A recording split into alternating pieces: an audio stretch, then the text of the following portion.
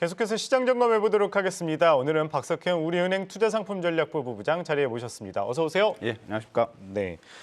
이 전날 뉴욕 증시 보면은 이 경제 지표가 부진하게 나왔죠. 이 경기 침체 우려 다시 재부각되는 모습인데 현재 시장 상황 어떻게 보십니까?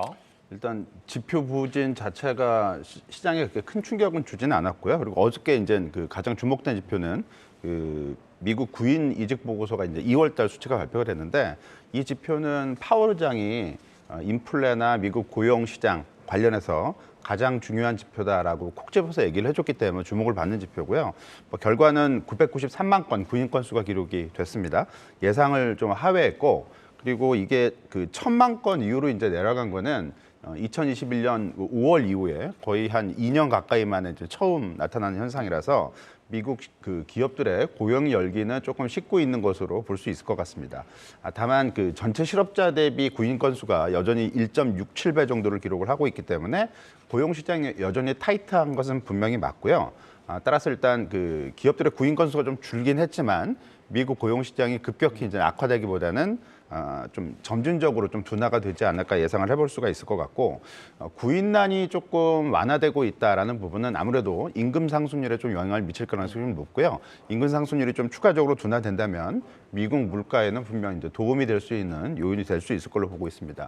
주말에 미국 고용 지표가 발표가 될 예정인데 취업자 증가폭이 그렇게 크지 않고 임금 상승률 증가세가 조금 둔화되는 과정을 이어갈 수가 있다면 이런 부분들은 아무래도 5월 FOMC 금리 동결에 대한 어떤 기대감을 높이는 요인으로 작용할 수 있을 것으로 볼 수 있을 것 같습니다.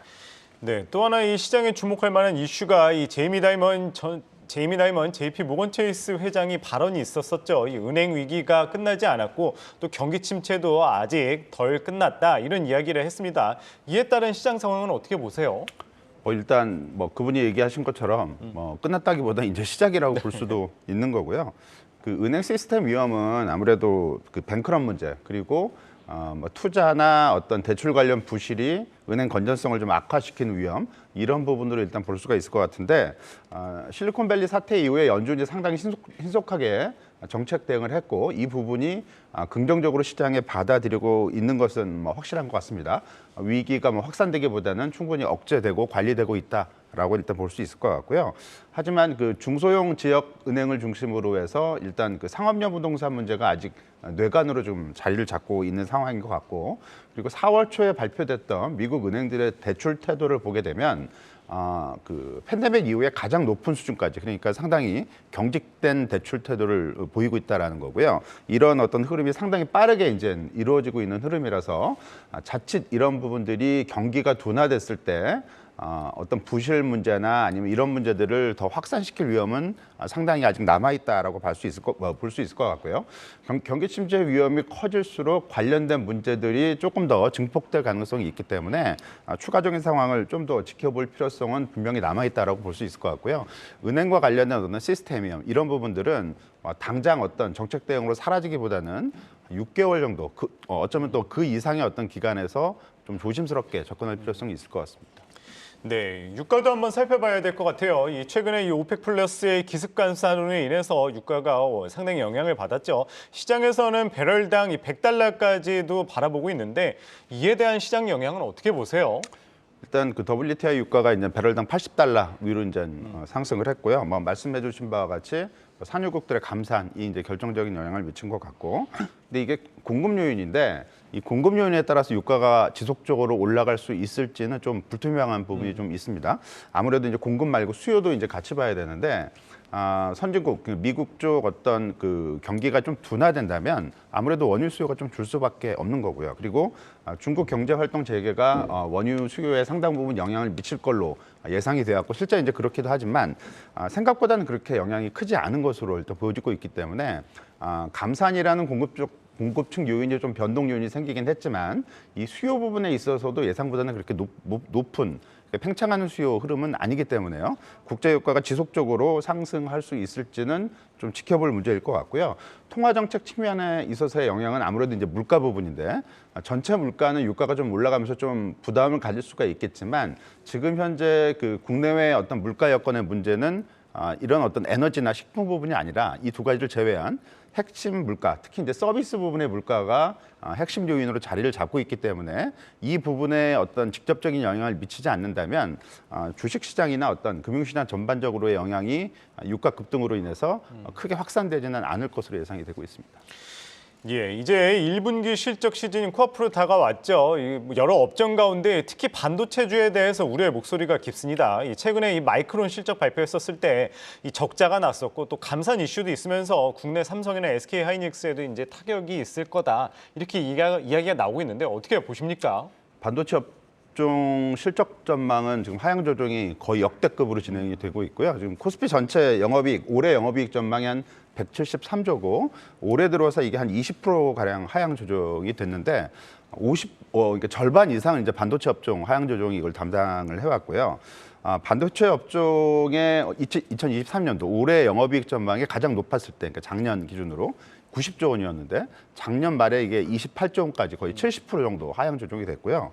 지금 현대는 1조 원 밑으로 내려가 있습니다. 그러니까 작년 가장 높았을 때에 비해서 이 영업이익 전망치가 올해 기준으로 100분의 1 토막이 났다라는 거고요.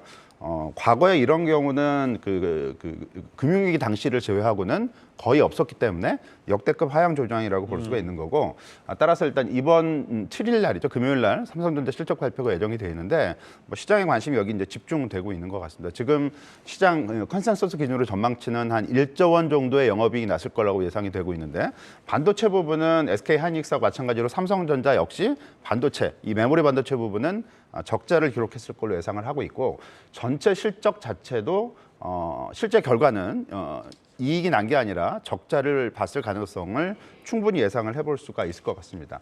따라서 이제 실적 결과 자체는 그렇게 큰 포인트가 아닌 것 같고요. 다소 부진한 실적이 나와도 이 자체가 주가에 미칠 임팩트는 그렇게 크지는 않을 것 같고 그거보다는 방금 전에 말씀해 주셨듯이 마이크론 테크놀로지 실적 결과가 부진했음에도 불구하고 당일날 마이크론 주가가 올라간 거는 감산에 대한 어떤 얘기가 나왔기 때문이거든요. 그래서 이게 삼성전자가 이번 실적 발표 때 감산 관련 얘기를 어느 정도나 풀어낼 수 있을지, 물론 뭐 공식적인 감산을 발표할 가능성 거의 없다라고 보여지는데 최근에 얘기 나왔던 대로 기술적인 감산이나 이런 부분들이 어느 정도 가시적으로 내비쳐질 수 있을지, 그리고 이 부분이 하반기 실적 회복에 대한 기대감을 계속 유지시킬 수 있을지, 이 부분이 이제 포인트가 될 걸로 예상을 해볼 수가 있을 것 같습니다. 네, 마지막으로 가장 궁금해하시는 부분이죠. 4월 전략 어떻게 가져가면 좋을까요? 일단 뭐 위아래 방향성으로 놓고 봤을 때는 여전히 추가적인 상승 가능성이 좀 남아 있다라고 볼 수 있을 것 같고요.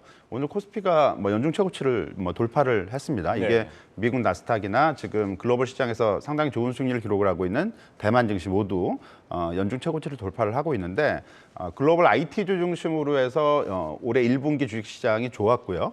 이런 흐름은 2분기에도 지속성을 가질 걸로 예상을 하고 있습니다. 일단 첫 번째 고비는 다음 주 예정된 미국 물가지표 발표가 될 텐데 아무래도 시장 예상치가 핵심 물가 중심으로 물가 상승세가 다시 오르는 쪽으로 이제 돌아설 거라고 예상을 하고 있기 때문에 이 부분이 좀 부담이긴 하지만 3월달 물가가 조금 높을 거라는 전망은 최근 한 2, 3주간 계속 제기가 됐던 내용이라서 예상치를 크게 상회하지 않는다면 큰 어떤 임팩트는 크지는 않을 걸로 예상을 하고 있고요. 그거보다는 다음 주 한국 시간으로 이제 금요일 저녁 때부터 발표가 될 미국 어닝 시즌의 어떤 시작, 이 부분이 어떤 결과를 낼지가 4월달 주식시장 흐름의 어떤 분기점이 되지 않을까라고 예상을 해볼 수 있을 것 같습니다. 네, 오늘은 박석현 우리은행 투자상품전략부 부부장 말씀 들어봤습니다. 감사합니다. 예, 감사합니다.